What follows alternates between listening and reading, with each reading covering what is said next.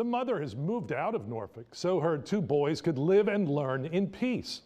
And their grandmother says these audacious gang members scoff at adults who try to protect their children. Remember when you were in 5th grade? Norfolk grandmother Wanda Reynolds does. Were there gangs? No. Did you go to school in Norfolk? I did. And her two grandsons used to go to school in Norfolk too, until the middle of this year. That's when the pressure and the threats got to be too much at Tanners Creek Elementary, especially for the older of her two grandsons, age 11. They would all constantly pick with him and try to fight him, and he couldn't go into the bathrooms because they would be waiting for him. It's really just a disastrous path.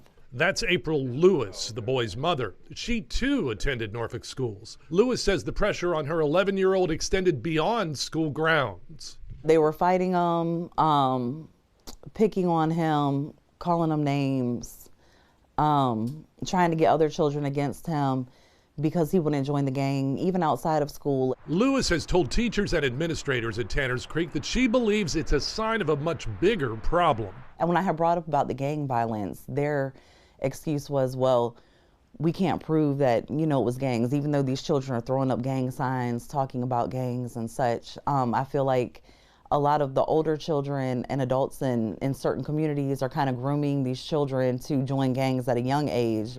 Norfolk Public Schools sent us a statement that reads in part, "Be assured that appropriate discipline is assigned to any student found in violation of the Norfolk Public Schools Student Code of Conduct. The safety and security of our students and staff remains our priority." Lewis and Reynolds say they've alerted Norfolk police as well, and so did we. Reynolds says these organized bullies are reaching new levels of bold and brazen. About 4 months ago, they saw her with her grandsons at a Subway restaurant and crossed over Military Highway to confront them. I mean, they were cussing me out. Really? Yeah. Did they know that you were the grandmother of these two grandsons? Oh, yeah. I told them. Yeah, they didn't care. I mean, I didn't back down. I'm not scared of them. I told my grandsons, I don't want you being nowhere around these boys. Lewis and her boys have moved to another city in Hampton Roads, another school system.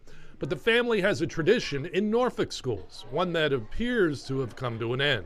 If the school systems were better, I would have stayed in Norfolk. I love Norfolk.